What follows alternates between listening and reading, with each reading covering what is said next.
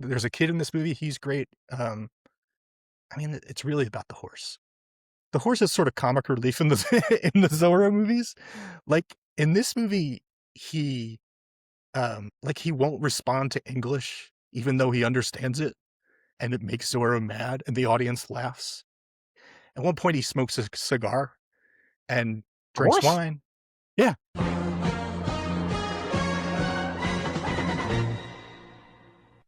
What's going on, everyone? We are celebrating JLo's crappy movies by taking a look back at the movies of JLo's crappy movies. So, Joe, what are we taking a look at this week? Hey, Phil, this week we're looking at the 2005 release of The Legend of Zorro, which, no, is not the first of the Antonio Banderas, Catherine Zeta-Jones Zorro movies. It is the sequel to that. The first one came out in 1998, full 7 years before this movie. Were people clamoring for it 7 years later? Were they all like, "Oh, right, Zorro, let's make another one." 7 years later? Why did it take so long to get back to Zorro? Especially since 1998 one, which, was directed by Martin Campbell. He directed both of these. The 1998 one also starred Anthony Hopkins as Zorro. So, and it was also a smash hit and accepted and loved and adored. People loved The Mask of Zorro. It was a swashbuckling adventure that that was adored by all. But for some reason, it took them a long time to come back and make a less than movie. I feel bad saying that because there's a lot of good in The Legend of Zorro, this sequel. But after watching that, I watched The Legend of Zorro, and then I went back and watched The Mask of Zorro. And The Legend of Zorro makes The Mask of Zorro look like a masterpiece when it is a B plus movie. It's just The Mask of Zorro had like revenge, two men broken by the world, and they have to lift each other back up, and it had romance and adventure. And The Legend of Zorro doesn't have that kind of like classic storytelling. There's no like Shakespearean dilemma that, like it just is not there, and I don't know why. Um, the story of The Legend of Zorro is that these two lovers that came together, Don Alejandro and Elena, played by Banderas and Zeta-Jones, they came together in the first movie and fell in love, but 7 years later they have a child and they're sort of out of love. She's tired of him being Zorro. He's not tired of being Zorro. So the movie ends with kind of this drawn out version of them splitting up, which is you never really believe because she kind of hooks up with another guy played by Rufus Sewell, who's we find out is the villain of the film, and there's this whole like, you know, they're estranged, but they still love each other, and they have this big romantic dance that says "I'll never love you again," but of course they will. They love each other. Like quit goofing around. Um, so I never really bought it. It's like no one believes that you don't love each other and that you don't belong with each other, but then like there's like a jousting sequence between the two men to earn her love, but Mhm. yeah, I don't. It doesn't play. Um, and I know none of this makes sense, but it is somehow wrapped up in this story about California becoming a state and terrorism through. Uh, the Zorro movies are very complex, Phil. I can't get into it enough. Yes, there's Rufus Sewell, who plays the villain of the movie. He is kind of being honeypotted by Catherine Zeta-Jones, who has been recruited by the CIA. The Zorro movies are very complicated. Every sentence is like a new layer of an onion. Yeah, Keep peeling it back. yeah, and there's a reason that people don't bite directly into onions. Like, it's too much. It's too much all at once, and maybe that's why The Legend of Zorro doesn't work for me in this viewing. I don't know, but that's the basics of the story. So she's trying to get information on him to stop him, and uh, Banderas' character is sort of on the outs and has to come to terms with that, but also is trying to do his Zorro thing and stop the bad guys from the outside.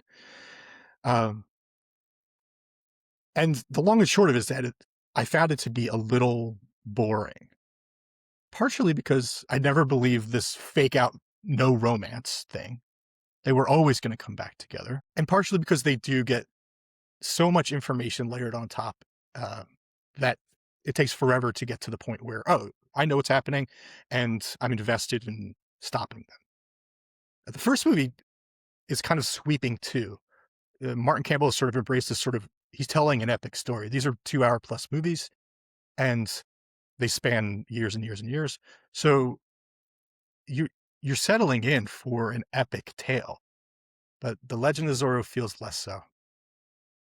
I don't want to dwell on it too much. I do want to dwell on a few things related to the horse, though. So Oh, the horse in this movie, yeah, maybe not, because the ending has a lot of horse stuff. God, I thought I knew what I was talking about. What like, I watched this movie. I watched a few movies. I watched another Zorro movie besides these two, and I was like, I know Zorro inside and out now. I'm ready to talk about this movie. But it took me what 4 minutes to be like, okay, let's talk about the spoilery ending and the horse, which are two key things. Um, I mean, before I say that, there's a kid in this movie. He's great. I mean, it's really about the horse. The horse is sort of comic relief in the in the Zorro movies. Like in this movie, he like he won't respond to English even though he understands it, and it makes Zorro mad, and the audience laughs. It's part of what where they're like, we need to find some comic relief in this, and someone says, "How about the horse?" And someone else was like, "Great idea," and everyone was wrong. And that, but it plays, it plays like the horse is funny. At one point, he smokes a cigar and a drinks horse? wine. Yeah, and he drinks wine. But when it comes down to business, he gets done what he needs to get done. He does that. He rears up in horse fashion. He chases a train with no fear. Zorro leaps him onto the train. And then they both look at each other like, great, we're on the train. Now what? I'm a horse on a train. And of course, they turn and they see a tunnel coming. And both, like, and Antonio Banderas' eyes widen with fear. And then they cut to the horse, and the horse's eyes widen with fear. I swear. Like, if you don't believe me, I also said he smokes a cigar. So, like, you have to believe me. The horse goes, "Bah?" Um, so that's part of this movie, believe it or not. So this is the kind of business we're dealing with. Um, the final action sequence does take place on that train. And it's strange because I'm going to spoil the ending to this 20-year-old movie, but it's okay. It's okay. The kid gets on the horse, hops the horse off the back. So now you know how that mystery is solved. But the train continues on. The train, I should also say, is loaded up with all this nitroglycerin, so it's it's it's destined to explode. Mhm. There's no way this vast amount of explosives is not going to end with an explosion. And it happens to be coming down the tracks to a stop where the governor is celebrating the state. And Abraham Lincoln's there too.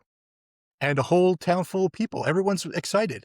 And they all turn, and the train's coming right towards them. And they all know this is not good. It's going too fast. It's not going to stop in time. Everyone's panicking, running all over the place, even though, even back then, they must have known with a train, all you have to do is take 10 steps that way or 10 steps that way, and you're good. Like, I know there's an explosion element, but they didn't know about that. So 10 steps that way or 10 steps that way, everyone's good. But no, everyone's panicking, running all over the place. But you know who's on top of it? Is it the horse? It's the horse. It's the little boy Joaquin and the horse. They they see the switch to switch the train from nailing these people directly or going off to the side, which Mhm. now that I say it is about 10 steps that way. So maybe maybe maybe they were right to panic. Anyway, so Joaquin's trying to hit this thing to knock it off, but he's not working.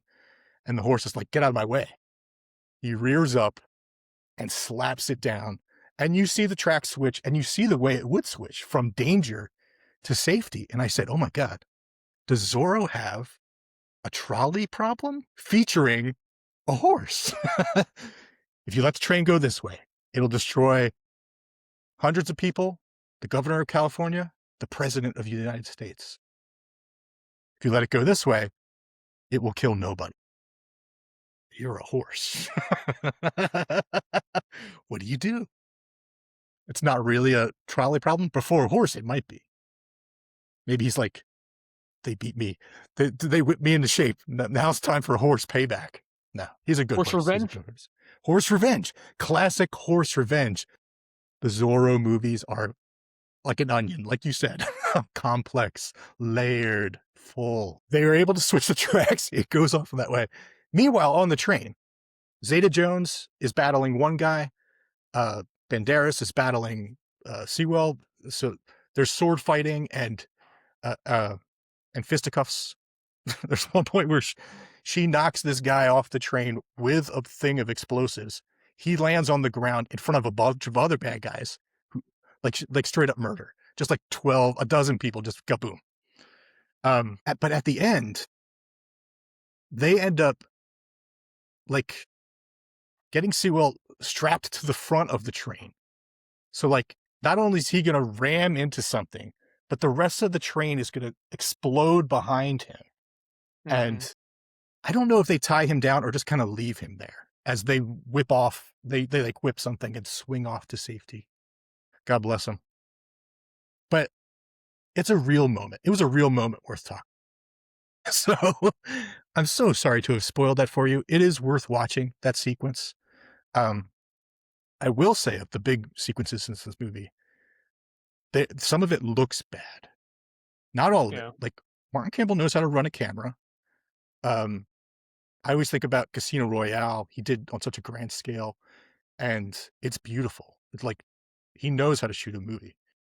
In this movie, though, I feel like the bigger it got, he started to rely on visual effects. There's a barn fire sequence, and then there's the train sequence, and a lot of it was done practically. A lot of it was done with like green screen, blue screen. So you can tell. Like there's scenes Yeah. where it's just like, oh, that looks fake, and that's unfortunate because this is a big Hollywood movie, a big Hollywood budget. You can tell, like all the extras they got, all like the sweeping movements and the big scenery. And I think they used miniatures for the train, but some of it just doesn't match, and that's kind of unfortunate for the kind of storyteller they're doing here. Um, it's important to talk about the two leads. They're really great, like Banderas and Zeta Jones. This is kind of like the perfect roles for them in the perfect time of their career. Maybe more so the Mask of Zorro because those are better roles, and that's a better story. But like, and they're just so good with each other, easy to love, and just fantastic throughout. Um, when they fight, they're both good at the fighting too, especially Zeta Jones. I was so impressed with her because so much in a movie like this, the fighting can feel just like choreography, just like Mhm. I hit here, you hit there, then I jump, then I block. And you see that sometimes. I remember I was just watching Mask of Zorro, and there's a scene where Banderas does that. He's like block, block, block, jump, and I was like, okay. Zeta Jones is just like, ha, ha, ha. She's like fire, just like she's always moving. It's like you can feel like her fury and her anger. So I was really impressed with that. Even when she's not sword fighting, like she's just bashing guys over the head some points in this movie, and it's great. Props to that. Now, there's this my favorite scene in the movie is this like 2-minute scene in the wine cellar where they're dueling just these thugs, and she is, and then Zorro comes in, and they're sort of back to back fighting, and you get to see that fire from her, but then Zorro's doing his thing too, and like when Zorro fights, he's like a graceful dancer, like he will do like the blocking and the stabbing and everything, but then out of nowhere like a sweep kick or a backflip, and you're like, oh, like it is like a jolt of adrenaline. Like you're like, oh yes, and you see what it can be like. It's like the first time you watched the first time I watched the Born Identity, and he hits those cops in the park, and he's just moving so fast, and you're just like, yes, enough of this slow nonsense. Beat people up quickly. And I saw Zorro, I was like, yes, enough of this clickety clickety click, do a flip and then clickety click. Anyway, so Zorro, like watching Zorro he's very much a gymnast. It's all like graceful jumps and like if he's jumping through a window, he's not like doing it like he's like arms out, perfect, like legs together, like it's a perfect leap. Like there's no problem. So he does that. Um, and that scene in the wine cellar is just terrific. But those leads, I can't say enough good things about both of them. I feel like Banderas he does the perfect thing where with Zorro, again, he does this more in the Mask of Zorro than he does in the Legend of Zorro, but like he's able to balance the cool, smooth criminal aspect of being Zorro with the like the other side is who's like a socialite, like a dandy, but Mhm. like also like a nincompoop too. Uh, it's kind of like I mean, honestly, the Batman Bruce Wayne dynamic that like in the modern Batman tellings, it's more bat than it is man. We don't get a lot of Mhm. Bruce Wayne being like a socialite playboy. Yeah. Zorro does that. Zorro does the like. I was thinking about it. I was like, you need Zorro should be like Tony Stark and Batman, whereas Iron Man is Tony Stark and Tony Stark in the Iron Man outfit. Like Mhm. he doesn't like, Zorro is two sides, two different sides. So you got to see that here. I mean, all in all, Legend of Zorro, I was disappointed with how it kind of dragged, but it has the right pieces. It doesn't feel as special as Yeah. the Mask of Zorro. Have you seen either of the Zorro movies? I don't think I have, because as you were describing, um, Legend of Zorro and then Mask of Zorro, I was like, and you said, Anthony Hopkins was in it, I was like, "Oh, yeah, he was in it," but I don't know if I remember that because of the trailers or because I saw it. Sure. Yeah, he would have been all over the trailers too. And Yeah. it's definitely that sort of part where like it feels like he's just going to pass on the mantle, but he's in the movie the whole time. He's such a big part of the third act too. And that's another thing that makes the first one great. The whole like there's two broken men and like as they're lifting each other up, like he's teaching him how to become Zorro. And that's fascinating to watch. It's so much fun to watch. Legend of Zorro doesn't have any of that kind of fun stuff. Any kind of learning curve or like lifting oneself up. It's just I mean, Mask of Zorro is a great script that turned out to be a really good movie. Legend of Zorro is a sequel, you know? Yeah.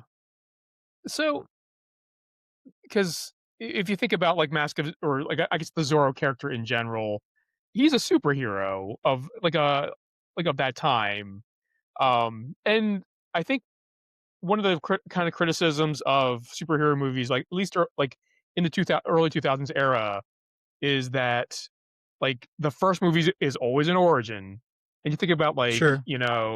like Spider-Man and all that stuff, like, but then, like, the sequel, that's where you really get to shine because, like, you don't have to tell an origin story anymore. You get to just, like, live in this world, and it sounds like, Legend of Zorro is not that. Turns out Zorro is all origin. It's the greatest thing. No, I mean, it depends on how you look at it because Anthony Hopkins is Zorro from the original films. Like Zorro was a book written in 1919, jumped to the silver screen in 1920, um, but then had movies made every 10 to 20 years forever, and has become part of, you know, iconic swashbuckling. You know, he's an iconic hero. But so Anthony Hopkins plays that version of Zorro. So this is not that our daddy Zorro. This is like a brand new Zorro. So it's kind of cool that it is kind of like not it's not a Zorro movie. It's Son of Zorro. So it's not the Zorro origin story. It's the new Zorro origin story.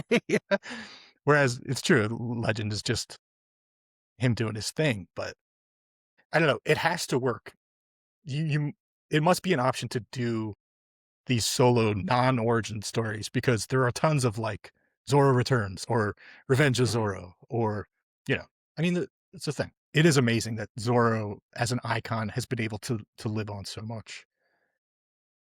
You know, one of those few figures like Robin Hood or I mean to a Yeah. lesser degree Tarzan, but like uh, who has really just kind of like for over 100 years been a superhero. And I got to thinking, like, is this it? Hollywood gave it another big chance in this era. Will it return? And is there a demand for it? And at first I was like, nah, there's no demand for this. But there's two shows in production. There's comic books being made. Like Zorro lives, just not in my peripheral as, but maybe he should be. Like if it's good enough, like, yeah, Yeah. And, like, because when you were mentioning the 3rd act train sequence, and you're talking about how, like, Zorro, like, whips and, like, swings away, and the villain is left to die on the train, that's the end of Batman Begins. Spoiler for Batman Begins, I guess. sure. Oh, that's true. Yeah, he does it the same way. Yeah, but he doesn't like strap him to the front. But no, it's kind of rough. Yeah. Was there anyone on the train with Batman in Batman Begins, or he swings off alone? I think he just swings off alone. Or, like, yeah, he glides off alone. He doesn't really swing. He just, like, you know, unfurls his wings and, like, he's like, actually, He glides he down. just jumped off the back, I think. But yeah, pulls his little bat parachute. Bye. Yeah. I can't believe the But horse, though, is, like, features yeah, so heavily. isn't it? I mean, you got to do some. You have to have comic relief somewhere. There's certainly some from the kid, and Banderas is doing a lot of heavy lifting himself too. But Zorro shouldn't have to be funny. Zorro should be allowed to be just cool and let that be. But yeah, the horse does all like anytime the horse is on screen, he's like he's pulling attention and generating laughs. So that's great. How old is the kid in the movie? Like, how long has it been since The Mask of Zorro? So I don't know the exact age, but he does look about 6 or 7 years old. So it could be like Okay. a real time, like 7 years apart, or they Yeah. could have jumped ahead. I know that this one takes place, I want to say like 1850, something like that, which I don't know if it lines up with California actually becoming a state, or I know President Lincoln was alive in 1850. I don't think he was president in 1850. But I'm not sure how it all lines up, but it's in that era. Um, Which is something I was thinking a lot about, especially when I'm gonna go back to it, but, like, I was thinking about how could they do this again? How do you do Zorro again and have it be fresh? And, like, you don't want it to be like, "Here's a modern retelling of Zorro." And it's like, "N Yeah. no, thank you." Like, no one wants that.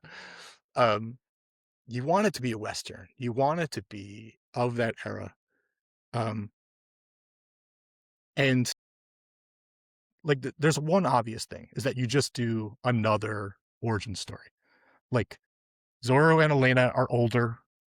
Zorro is old, so he's ready to pass on the mantle to his child from this movie, who is now age appropriate and played by, I don't know, the kid from Cobra Kai, who's great, who would make a great Zorro. When I thought that up, I was like, oh yeah, he'd be like, if who would I cast if I wanted to cast Zorro? And I was like, oh yeah, Zolo from Cobra Kai and Blue Beetle, he'd be a great Zorro. And then I went to the internet and I was like, yeah, everyone knows this. Everyone's like already fan casted that and like wants it. So like it's out there, it's wants it. So like to have the kid grow up and become Zorro would be a fun movie. But I mean, to the point you made earlier, another origin story. The other option is Django and Zorro. Are you familiar with this? No. So Tarantino approved and I think co-wrote a comic book about Django from Django Unchained and Zorro. So that comic exists. I think there's 6 issues, something like that. And I think it was optioned and probably delayed by all the strikes a couple years ago. But that could be an interesting way in. And it's not completely insane when you think about like Dracula and Frankenstein being in the same Mhm. movie and how like things like that. Like if you're into Zorro needs to be him being next to Django, then great. And it could be any version of it could be a it needs to be Jamie Foxx era Django, unfortunately, because he's gotta be free. But it could be any era of Zorro. I so it could be Banderas, old. It could be Yeah. a younger one played by Hopkins. It could be a younger one that's the new one. There's a million things you could do. I don't know what they did in the comics, but I would be interested in. Yeah. Like, as you were mentioning Django and Zorro, like, I was like, "Oh, yeah, that is, like, the same time period." Um, it's a weird combination, I guess. Yeah, Like, well, let's focus on Django as a bounty hunter, like, that era of his career, so, yeah. like, yeah, it fits in, and they're also both, people fighting racism. Um, uh, both of these Zorro movies, I should point out, like, heavily feature the Latino experience and oppression, so in that respect, they're great. I also like, in going back and watching some old Zorro movies, and they're all played by white dudes. I also want to point out that it's great that Zorro is played here by a Latino man, but Catherine Zeta-Jones is super Welsh, and Anthony Hopkins is super white. So Hollywood wasn't perfect, but Banderas was really a great fit for this. So do you own, Legend of Zorro on DVD or Blu-ray? So I remember liking the movie when I saw it in theaters, but I didn't think I would ever own it. I don't know, like, it's one of those movies where when you wanna watch Zorro, great, but how often do you really wanna watch Zorro? But here's what I do own it, and here's what happened. This was in the early days of my physical media, Blu-ray hunting. So, like, I bought VHSs, I bought DVDs, I was always a hunter, but I was new to Blu-rays, and I was at Walmart, and they used to have those big bins where it was like, there was a $7 bin, I think, at this point, but it eventually went down to, like, $5. So I'm sifting through, it's like, you know, just digging through everything, and I pull out one that's, for $7, A League of Their Own and The Natural 2-pack. It's like, great. Of both those movies, we'll happily pay $3.50 for each of those movies. So I bought that, and it also came with a digital copy, which was also important to me. Like, I love having the digital copy ready to go. I plug in the digital code, and it's like, your movies have been redeemed. A League of Their Own, The Natural, The Mask of Zorro, and The Legend of Zorro. I was thrilled. I mean, It that's a deal. it was a Blu-ray miracle. It was like a physical media collector's dream come true, even though it's a digital copy. But I was thrilled, and it paid off this week when I got to watch both without hunting for them. I don't even know where they're playing, and I'm not even gonna look it up because you know where they're playing? On my Fandango Now account. Nice. Um, so is there a movie that you would recommend if somebody's looking to watch something with similar vibes to Legend of Zorro? So Legend of Zorro is a true, like, serialized, cliffhanger style, hero movie. So, and also a swashbuckling movie. So, like, if you like Robin Hood, if you like, pirate movies or whatever, there's tons of that stuff. Um, and you can go back to The Mask of Zorro, obviously, which is a great fit. You could go forward to any of the Batman movies. Those are great comparisons too.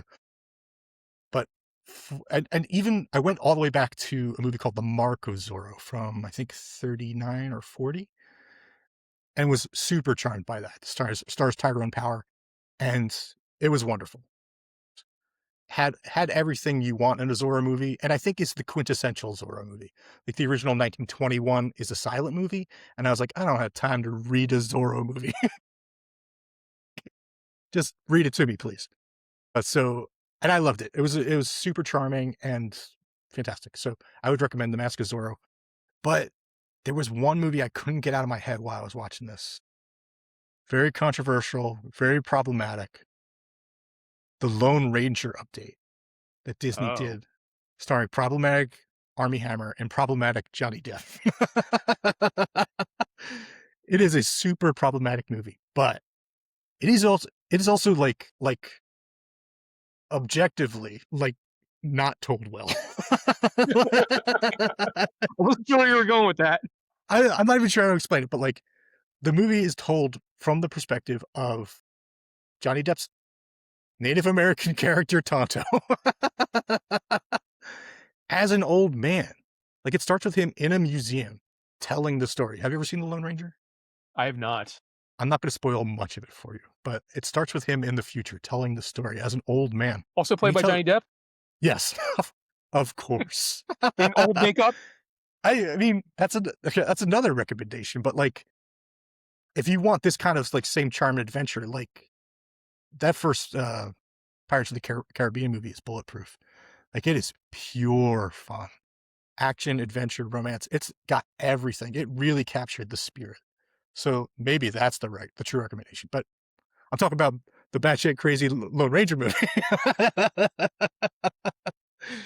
So, it's a crazy movie just even from the way it's told, and it's too long, but the story beat wise, it all makes sense. Acting wise, they're both very good, even though they're both problematic.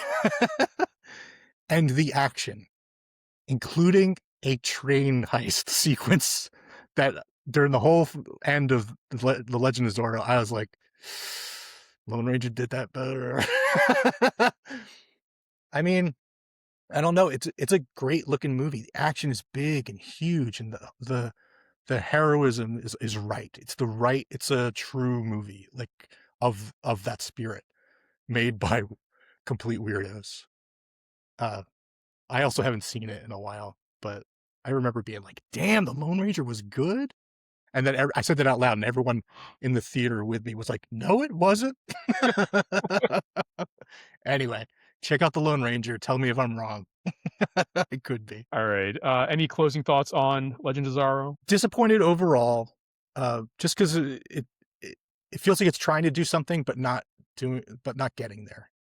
But this past week, having gone back and, like, lived in the world of Zorro with the 3 movies I did watch, and, like, I did a bunch of reading, and I watched a video on who Zorro is based on, which was fascinating, and I didn't talk about here for whatever reason, but living in the Zorro world for a little while was good fun. It's a very fun world to be in. So, uh, Legend of Zorro is a piece of that world, but not the best piece. That's my closing thoughts, I guess. And I'm hopeful for more Zorro. Like if they made a third Zorro, I'd be there. If they made a Zorro TV show, even though there's one in the works starring Wilmer Valderrama, I would watch it. But would secretly be hoping for Zolo from Cobra Kai to be popping up instead. Nice. All right, everyone. Have you seen Legend of Zorro? What'd you think? Let us know in the comments below. Uh, are you hoping for a Zorro sequel that stars the horse? Horse of Yes. Zorro. Am I crazy? Let me know in the comments below. And if you like this, give us a like. And if you're new here, hit that subscribe button and become a subscriber. And we'll catch you all on the next one.